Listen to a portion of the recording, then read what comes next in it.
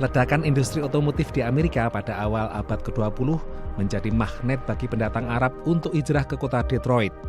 Terlebih lagi ketika Henry Ford membuka pabrik baru di Dearborn pada tahun 1917. Kawasan yang berjarak 14 km dari Detroit ini dibanjiri imigran Arab yang berasal dari Lebanon, Suriah, dan Yaman. So he built this huge factory, the Ford Rouge factory in Dearborn, and a lot of the Muslims who had worked for him in Highland Park started moving to Dearborn and buying houses in Dearborn because it was expensive to live in Highland Park already in this period, right? It sort of filled in, so where it was more open here in Dearborn. Sejarah perjalanan pendatang Arab di Dearborn dan daerah lain di Amerika yang terekam lewat kisah pribadi dan keluarga diabadikan dalam pameran Coming to America di Museum Nasional Arab Amerika di Dearborn. Tidak semua pendatang Arab beragama Islam, ada juga yang beragama Kristen ataupun lainnya. Bagi pendatang Arab Muslim, meski Dearborn menjanjikan kehidupan ekonomi yang layak, mereka adalah pemeluk agama minoritas yang harus membangun sendiri tempat untuk beribadah dan membicarakan masalah-masalah yang mereka hadapi sebagai pendatang baru. Masjid Dearborn atau American Muslim Society ini didirikan oleh imigran dari Lebanon yang kemudian diambil alih oleh pendatang dari Yaman.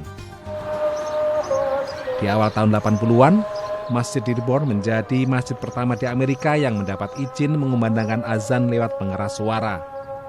Masjid ini sudah beberapa kali mengalami perluasan dan kini mampu menampung 2.000 jamaah.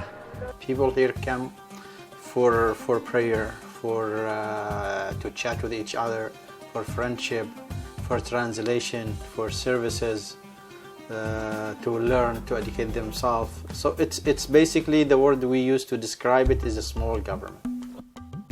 Ada sekitar 30 masjid di kota Detroit dan sebagian besar berada di Dearborn. Masjid terbesar di Amerika, Islamic Center of America, juga berada di sini.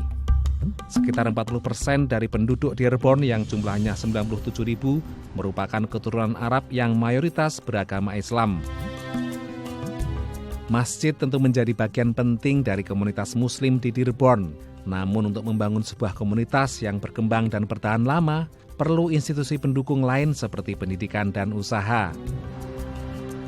Kawasan usaha di Dearborn terletak di sepanjang Jalan Warren yang dipenuhi oleh restoran, supermarket, bengkel, dan layanan jasa yang lain. Di sekitar Masjid Dearborn atau yang disebut sebagai komunitas Muslim awal, restoran yang menawarkan makanan asli Yaman, dan unit-unit usaha lain warga Muslim juga masih bertahan. There's a lot of stores. We all carry the same stuff, but we focus on our meat department. Our meat department's halal. This is our main thing right now. Sebagai kota dengan konsentrasi Muslim terbesar di Amerika, Dearborn beberapa kali menjadi sasaran protes anti-Islam setelah peristiwa teror di New York 11 September 2001. We are fighting back to present the truth that we are Muslims, we are peaceful people, and we care about America like anyone else, and we're not leaving. We are saying we are Americans. Meski sudah seabad menjadi bagian dari Amerika, warga Muslim di kota Dearborn nampaknya masih harus berjuang untuk diterima sepenuhnya sebagai warga Amerika. Dari Dearborn, Michigan, Supriyono dan Alam Burhanan melaporkan.